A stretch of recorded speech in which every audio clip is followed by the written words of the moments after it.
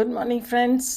आज मैं आपके साथ रेमंड मूडी की एक बुक है लाइफ आफ्टर लाइफ, उसके बारे में बड़े सीक्रेटिव मिस्टिकल एक्सपीरियंसेस बताए गए हैं। जो लोग मर जाते हैं, मरने के बाद भी वो क्या क्या महसूस करते हैं उसके बारे में ये बुक में बताया गया।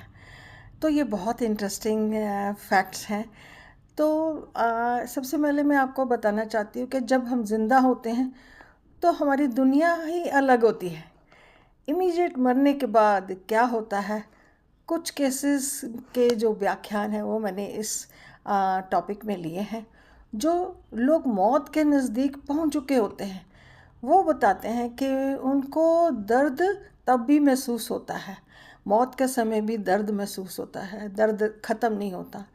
ऐसे एक्सपीरियंसेस को बताने के लिए लोगों के पास शब्द नहीं होते। और रेमंड मूडी ने इस बुक में ये भी बताया कि मरने के बाद भी जीवन है।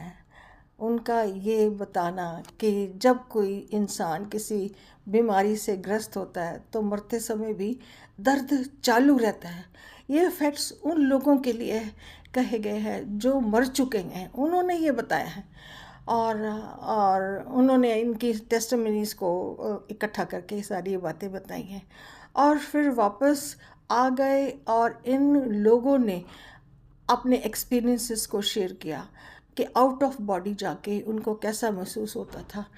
इस किताब में उन लोगों के लिए है, ये किताब उन लोगों के लिए है जो ओपन माइंडेड है, क्योंकि इस किताब में अनकॉमन सीक्रेटिव फैक्ट्स बताए गए हैं जो कि बड़े मिस्टिकल हैं। तो इस किताब में बहुत सारी ऐसे एग्जाम्पल्स हैं जो बताई गई हैं कि आफ्टर डेथ उनको क्या क्या महसूस हुआ।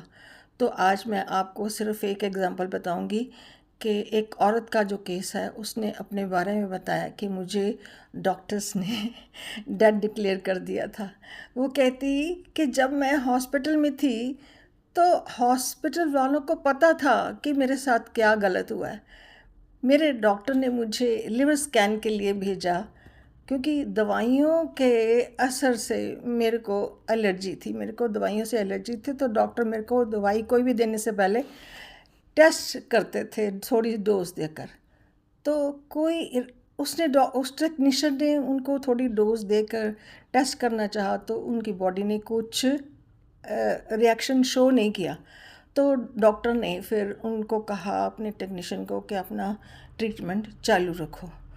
तो जिस टेक्नीशियन ने दवाई दी थी उसने फ़ोन पर अपने डॉक्टर को बताया कि मैंने आपके पेशेंट को मार दिया है।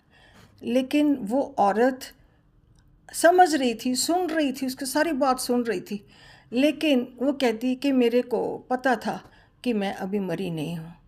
मैं हिलजुल कर उनको बताना चाहती थी कि मैं मरी नहीं हूँ। एट द सेम टाइम उस दौरान जो सुइयाँ मेरे को चुभ हो जा रही थी, मेरे को उनका कोई सेंसेशन नहीं हो रहा था, पता नहीं चल रहा था मेरे को कौन सी सुई कहाँ चुभाई। और इसके अलावा वो मेरे को जब हिला जुला कर कुछ देखना चाहते थे, उस बात का, उस टच का भी मेरे को महसूस नहीं होता था।